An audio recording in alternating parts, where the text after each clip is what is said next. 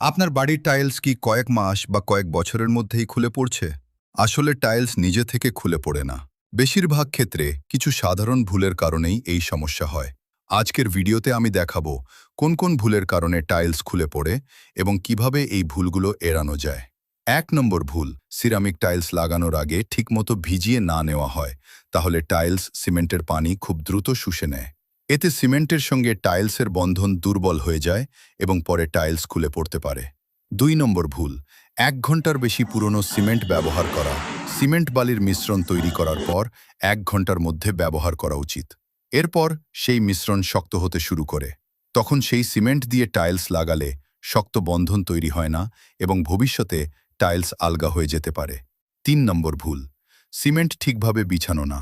অনেক সময় সিমেন্ট সমানভাবে বিছানো হয় না। কোথাও বেশি, কোথাও কম থাকে। আবার টাইলসের নিচে ফাঁকা জায়গা থেকে যায়। এর ফলে টাইলসের নিচে বাতাসের ফাঁকা অংশ তৈরি হয়। পরে চাপ পড়লে বা সময়ের সঙ্গে সঙ্গে টাইলস ফেটে যেতে বা খুলে পড়তে পারে। এখানে আমি আপনাদের কাছে একটা প্রশ্ন রাখতে চাই। আপনারা টাইলস লাগানোর পর কতদিন পানি দেন? কমেন্টে অবশ্যই লিখে জানাবেন। আর এই ভিডিওতে কোনো তথ্যটি আপনার সবচেয়ে কাজে লাগছে সেটাও জানাতে ভুলবেন না। এছাড়া টাইলস নিয়ে আর কোনো বিষয় জানতে চান সেটাও কমেন্টে লিখুন। ৪ নম্বর ভুল, অদক্ষ মিস্ত্রি দিয়ে কাজ করানো। এটা সবচেয়ে বড় ভুলগুলোর একটি। অনেকেই শুধু কম খরচের জন্য অদক্ষ মিস্ত্রি দিয়ে কাজ করিয়ে নেন।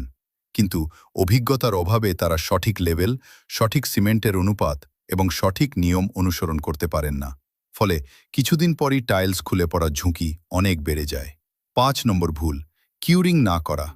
টাইলস লাগানোর পরে অন্তত ৭ দিন নিয়মিত কিউরিং করা খুবই গুরুত্বপূর্ণ। দিনে ২ থেকে ৩ বার পানি দিলে সিমেন্ট ধীরে ধীরে শক্ত হয় এবং টাইলসের বন্ধন অনেক বেশি মজবুত হয়। কিউরিং না করলে টাইলসের আয়ু কমে যেতে পারে। ৬ নম্বর ভুল, বেস বা মেঝে ঠিকভাবে প্রস্তুত না করা। টাইলস লাগানোর আগে যদি মেঝে বা দেয়াল পরিষ্কার, শক্ত এবং সমান না থাকে, তাহলে টাইলস ভালোভাবে বসবে না। এটিও টাইলস খুলে পড়ার একটি বড় কারণ। ৭ নম্বর ভুল, খুব তাড়াতাড়ি ব্যবহার শুরু করা। টাইলস লাগানোর পরই যদি ভারী জিনিস রাখা হয় বা বেশি চলাচল করা হয়, তাহলে সিমেন্ট পুরোপুরি শক্ত হওয়ার আগেই বন্ধন নষ্ট হতে পারে। তাই কাজ শেষ হওয়ার পর পর্যাপ্ত সময় দেওয়া জরুরি। সমাপ্তি মনে রাখবেন, ভালো টাইলস লাগানো শুধু ভালো টাইলস কেনার ওপর নির্ভর করে না।